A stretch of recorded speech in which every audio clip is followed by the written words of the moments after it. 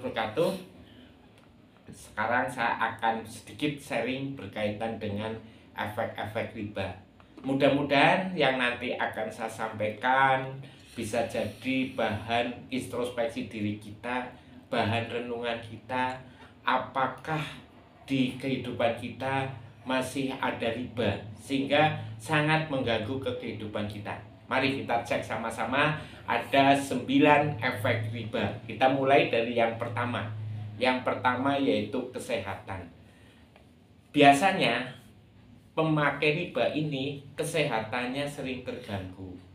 Karena ini banyak sekali, terutama yang bekerja di lembaga keuangan, mungkin tekanan target sehingga akan mempengaruhi ke psikologis, ke kesehatan. Dan kalau yang sebagai nasabah mungkin karena terlalu kepikiran sehingga menyita pikiran, akhirnya pola makan terganggu, kesehatan juga terganggu. Nah, ini yang pertama. Yang kedua, keluarga berantakan. Nah, faktor perceraian di Indonesia yang paling banyak yaitu karena ekonomi. Kalau di hasil data-datanya 75% itu faktor ekonomi. Faktor ekonomi sebenarnya itu penghalusan dari karena terjerat utang riba, itu 75%. Nah, sehingga introspeksi diri. Kalau memang keluarga kita berantakan, pasangan sering ribut, anak dengan bapak tidak akur, orang tua sering marah-marah, sensitif, ini karena efek riba. Yang ketiga, bagi yang begitu lulus sekolah, lulus kuliah, langsung kerja di lembaga keuangan, biasanya salah satu efeknya yaitu jauh jodohnya.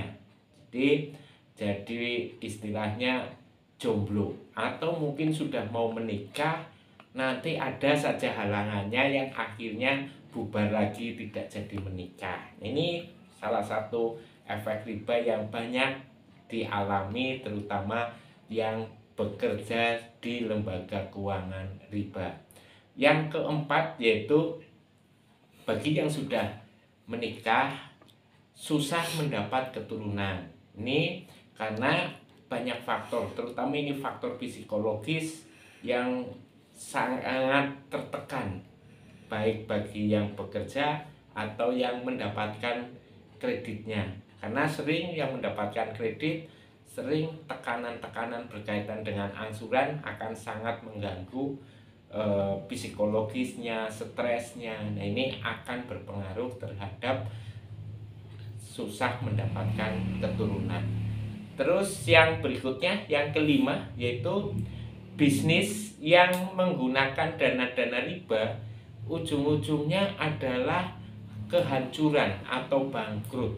Karena di sini sering kita tidak bisa membedakan mana pokok, mana keuntungan, sehingga sering untuk bayar angsuran kita memakainya dari duit modal, sehingga lama-lama akan bangkrut. Yang keenam, keberkahan di kehidupan ini dari pendapatannya tidak ada, sehingga walaupun kita terima gaji besar, pendapatan besar, tetapi merasa kurang terus, tidak ada cukupnya. Nah, ini karena apa? Tidak ada faktor keberkahan dari pendapatan yang kita terima. Yang ketujuh, sering ketipu, baik itu oleh rekan kerja, oleh mitra, atau oleh orang lain, sehingga uang itu gampang sekali hilang. Ini faktornya, salah satunya ketipu. Yang kedelapan, penampilan kita, wajah kita sering kelihatan bingung. Kalau anak muda saat ini sering ngomongnya wajahnya gabut, galau berat, galau buta, dan wajahnya kelihatan seperti orang bingung, diajak ngobrol gak nyambung, ngeheng istilahnya. Nah, ini faktor-faktor ini dialami oleh baik yang bekerja di lembaga keuangan maupun nasabah. Ini sebagai contoh, sekarang bulan Desember nih, bulan Desember itu bagi pegawai bank tekanannya luar biasa. Dia dituntut target pencairan kredit harus kena target, terus collection atau penagihannya juga harus kena target. Belum di bulan Desember itu pagi sampai siang panas sekali, sore hujan. Jadi pagi kepanasan, sore kehujanan, target berat, pola makan tidak teratur. Nah, ini akhirnya banyak sekali eksesnya nanti ke kesehatan. Dan itu tekanan ke psikologisnya juga luar biasa, sehingga wajahnya sering terlihat tertekan. Nah, sementara bagi nasabah terutama di bulan Desember ini, mereka tidak boleh telat, tidak boleh macet, dan kita tidak tahu selelah apapun dia tetap harus kita bayar nih. Sehingga ini pengaruhnya wajahnya juga tidak ceria kalau bulan Desember.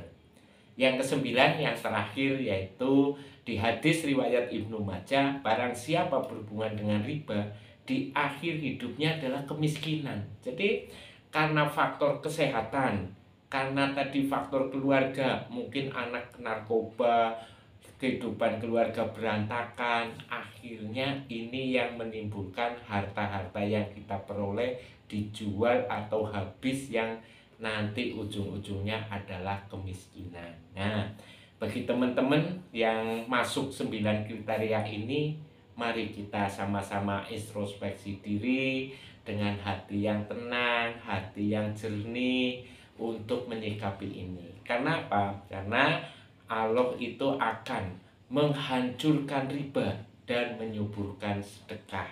Jadi mari kita sama-sama tobat terhadap dosa riba yang sudah kita lakukan, dan marilah kita memulai hidup yang bebas dari riba, hidup yang berkah. Semoga bermanfaat. Akhirul kalam, wabillahi taufiq wal hidayah. Wassalamualaikum warahmatullahi wabarakatuh.